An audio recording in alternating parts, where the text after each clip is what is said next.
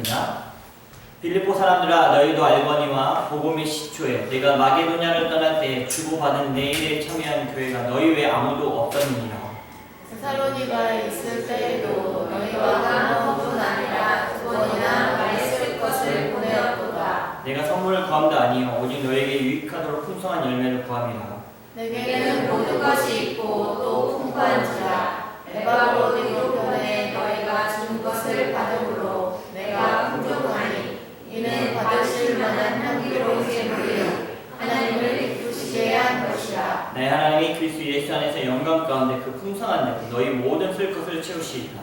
하나님이 곧 우리 아버지께 세세 무궁하도록 영광을 돌리시어다.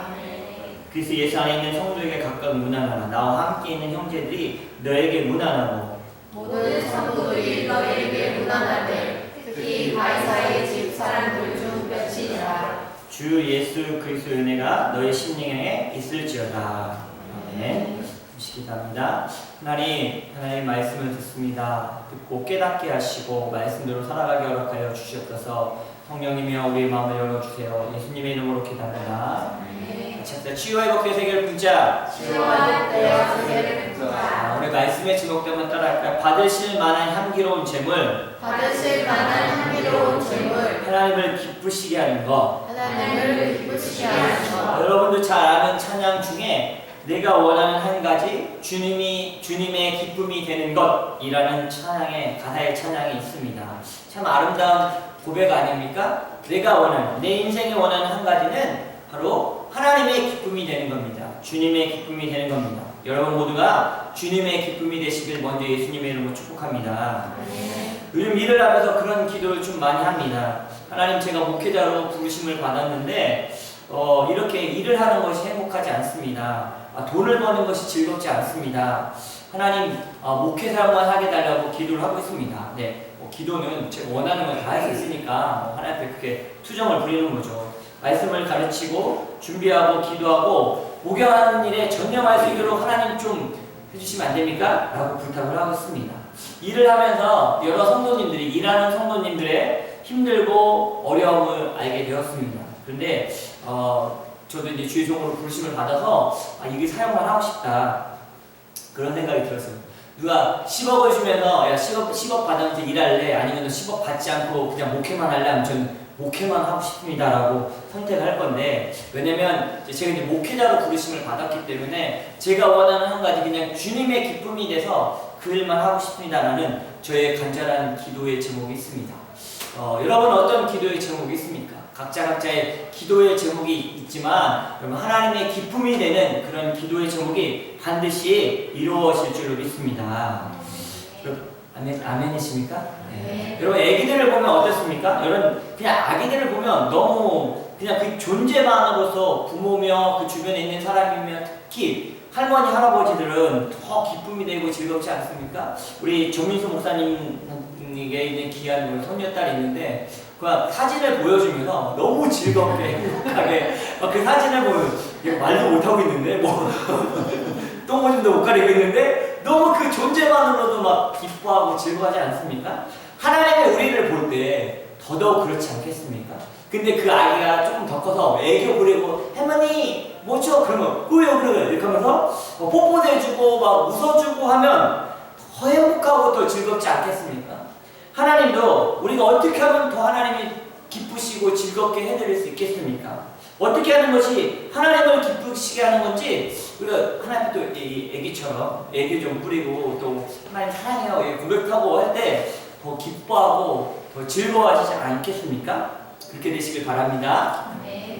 바울이 감옥 안에 쓴 편지가 빌립보서이지 않습니까? 근데 이 빌립보서가 오늘로 이제 끝이 나고 있습니다. 감옥 안에서 빌립보 성도들 향해 기뻐라고 외치는 바울의 마지막이 뭘로 끝나냐면 칭찬과 부탁으로 마무리하고 있습니다. 우리도 늘 칭찬과 감사로 부탁하는 이런 마무리를 잘 해야 되는데 15절에 이 말씀을 한번 보면 이렇게 말해주고 있습니다. 내 일에 참여한 교회가 너희 외에는 아무도 없느니라.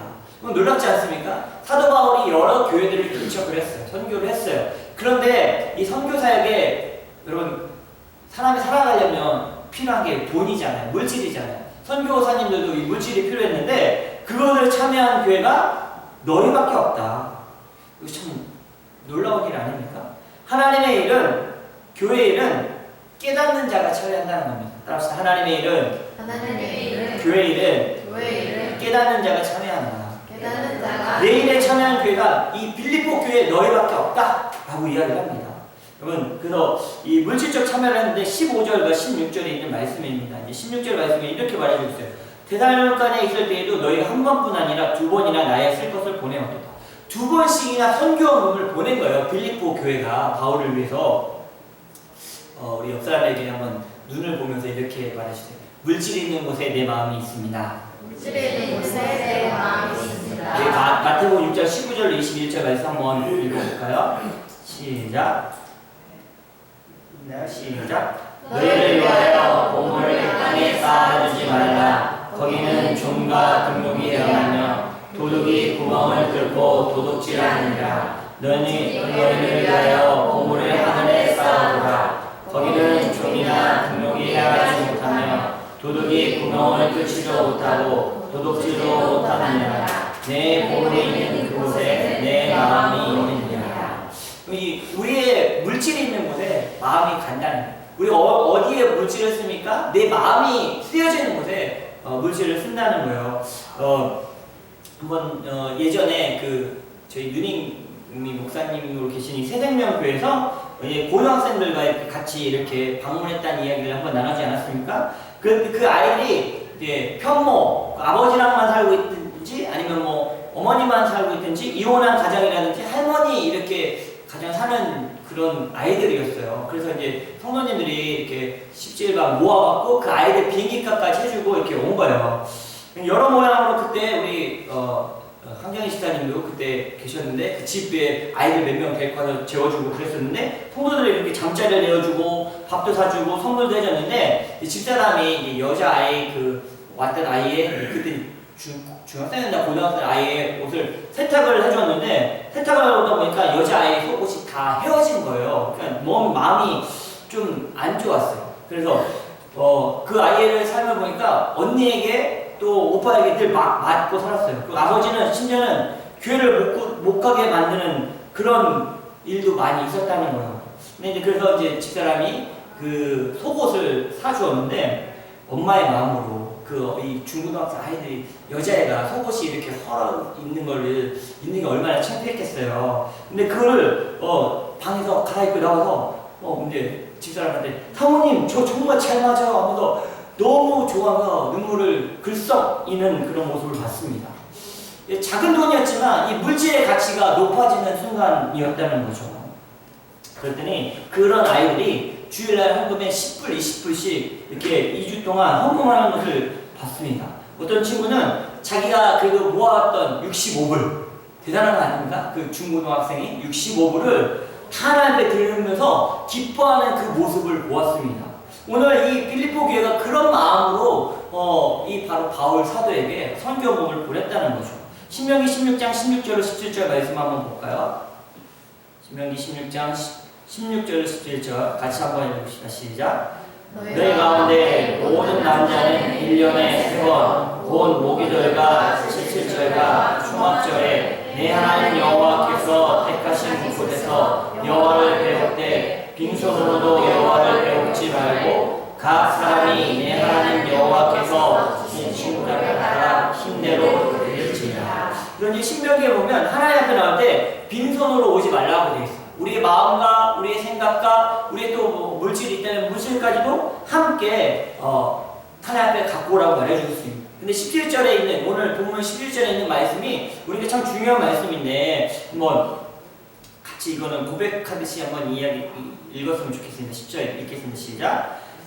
우리 한번 17절 앞으로 돌려서 17절 읽어봅시다. 시작. 내가 선물을 구한 게 아니요 오직 너희에게 유익하도록 풍성한 열매를 구합니다. 여러분 선물을 구하기 위해서 물질이 필요해서 원하는 것이 아니라 그렇게 한 너희가 유익이라는 거예요. 하나님 보시기에 아름답다는 거예요. 너희의 상급이 쌓였다는 거예요. 오늘 이 말씀을 전하는 저도 여러분에게 유익이 되길, 이 말씀이 유익이 되길 예수님 주님의 이름으로 축복합니다.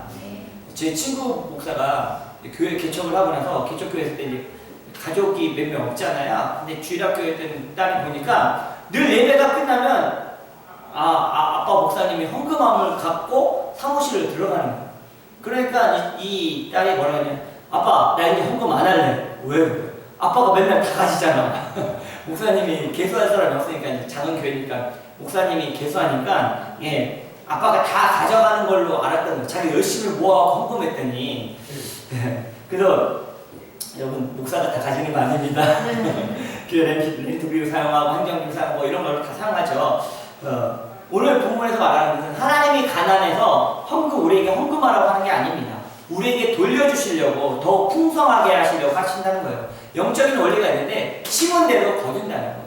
여러분 그 거둘 때 풍성한 열매로 거두어 주신다는 겁니다. 이제 제가 그 청년 시절 이제 한국에 있었을 때 친한 친구와 그 후배가 있었는데 우리 저기 부목사님 교육 목사님 계셨는데 이 예전에는 이제 목사님들이 이제 담임 목사님은 자가용 있었지만 부목사님들이 없는 경우가 되게 많았어요. 그래서 늘 새벽 예배도 한 20분 아이를 업고 걸어오시고 막 그러니까 너무 마음이 안 좋아서 야 우리가 저 부목사님 차를 하나 빼드리자 해갖고 3만 원씩 모아갖고 할부로 그 3명이서 4명이서 차를 이렇게 부목사님 차를 할부로 이렇게 빼드린 적이 있어요. 그래서 돈을 내드렸는데 제가 왜 이 얘기를 하냐면 그러고 나서 이제 몇 년 뒤에 선교지에 갔습니다.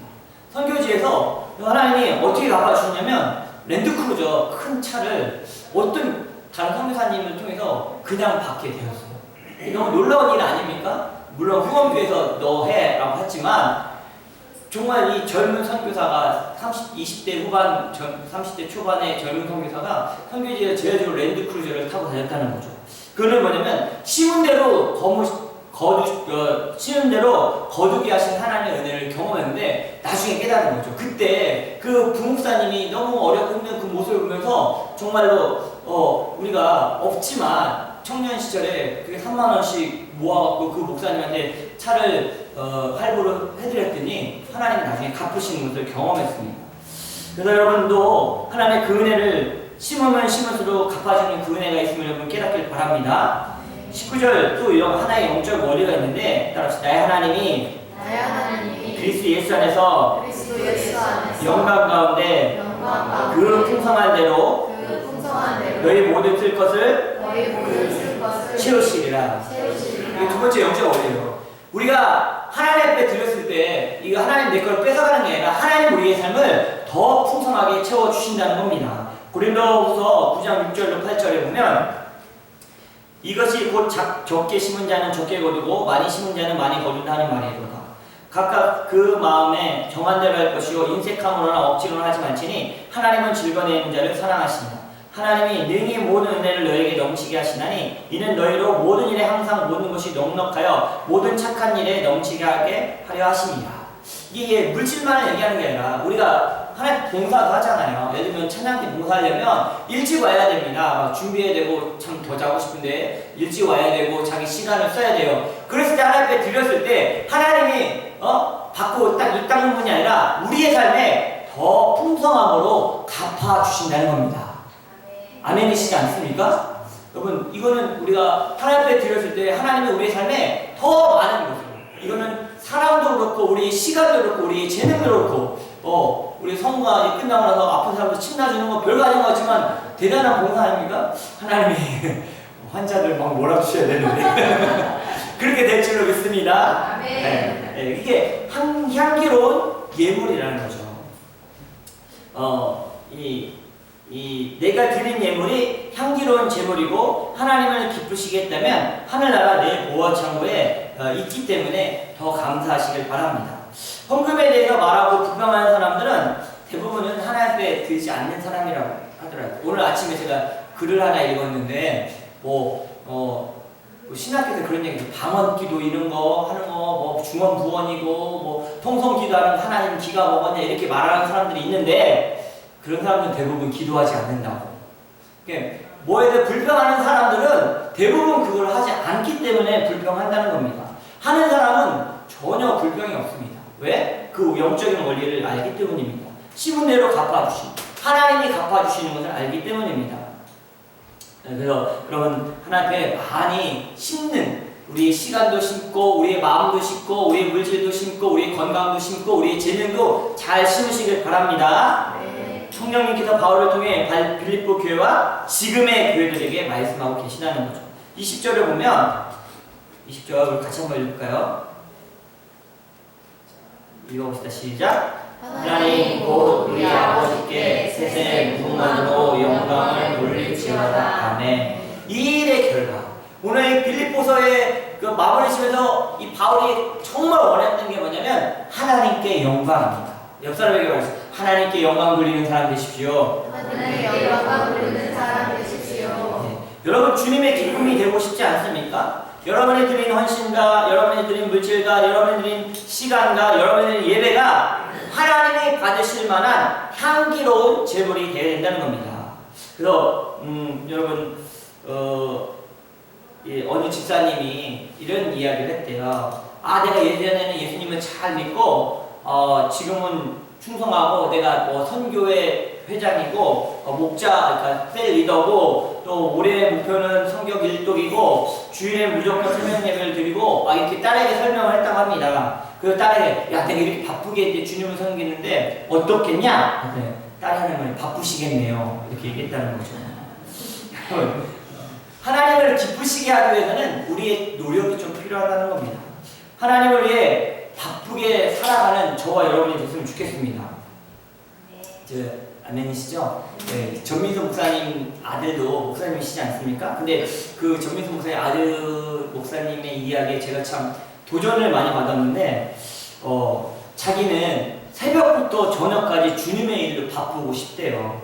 피곤해서 쓰러질 정도로 그냥 주님의 일을 바쁘고 싶대요. 그래서 막 한국으로 가고 싶다는 거예요. 한국은 그렇잖아요. 새벽 예배부터 부교육자들은 새벽 저기를 하잖아. 차 타고 이렇게 뭐라 하죠? 픽업하러 다니고 그 새벽 예배 드리고 끝나고 집에 잠깐 갔다 눈 붙이지도 못하고 와갖고 또 출근해서 하고 신방 가고 뭐 교육자로 만들고 엄청 바쁘게 사는데 저녁에 또 기도하고 그렇게 살고 싶다는 거예요.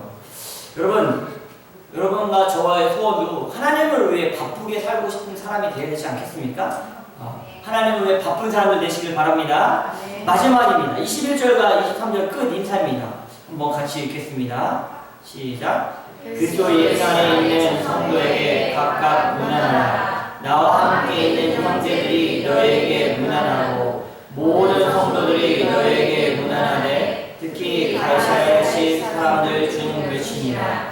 주 예수 그리스도의 은혜가 너희 심령에 있을지어다. 여러분 믿는 자들은 예의 있는 사람들이 되어야 된다는 거예요. 매너가 사람을 만든다는 말이 있지 않습니까? 바울도 인사를 잊지 않았습니다.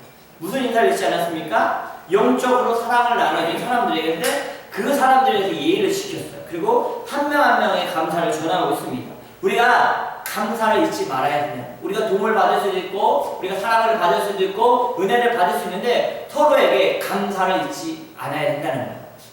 그런 의미로 옆 사람에게 우리 감사합니다라고 한번 고백할 건데 당신이 옆에 있어서 감사합니다. 당신이 나에게 힘을 줘서 감사합니다라고 한번 고백해 주시기 바랍니다. 당신 옆에 있어서 감사합니다. 네, 오늘 이따가 간구 시간에도 얘기하겠지만 사랑하는 우리 박 목사님 내가 5월부터 교회를 개척한다고 합니다. 참, 먼저 교회를 개척하고 본 사람은 어려운 길 가려고 하네 라는 마음이 들지만 너무 감사하고 너무 고마운 부교육자라는 거였죠. 함께 어려운 시간을 같이 해줬고 같이 울어줬고 형제가처럼 같이 지냈기 때문에 사역자이기 때문에 이 개척을 해봐야 된다고 생각합니다. 진정한 목회자의 마음을 가지려면 개척교회를 해봐야 진정한 이 목자의 마음을 가질 수 있다고 생각하기 때문에 그런 부분을 축복하는데 한쪽 마음은 아쉽고 또 이런 슬픈 마음도 있습니다. 그러나 너무 감사한 것은 함께 어려운 시간을 해주었고 같이 울어줬던 형제와 같은 사역자였다는 거죠. 오늘 이 바울이 그런 심령이지 않았을까? 23절에 주 예수 그리스도의 은혜가 너희 심령에 있을지어다. 하나님의 은혜가 너에게 있을지어다라는 말은 그렇게 내 마음을 알아줬고 내가 어려울 때 나에게 물질을 주었던 빌립보 교회 너희를 사랑해 그리고 너희를 축복해 하는 말이라는 겁니다. 여러분 우리 교회도 우리 부교자였던 우리 박 목사님의 가정을 진심으로 축복하고 사랑하고 같이 기도해 주셨으면 좋겠습니다. 그래서 오늘 이 말씀처럼 주 예수 그리스도의 은혜가 너희 심령에 있을지어다 하나님의 은혜가 그곳에 있기를 소원합니다. 하나님이 기뻐하시는 사람은 사람도 칭찬합니다. 따라합시다. 하나님이 기뻐하시는 사람은 하나님이 기뻐하시는 사람 사람도 칭찬합니다. 사람도 칭찬합니다. 하나님이 받으실 만한 향기로운 제물, 하나님을 기쁘시게 해드리는 저와 여러분 되시길 예수님의 이름으로 축복합니다. 네, 나 주님의 기쁨 되기 원하는 저 찬양하겠습니다.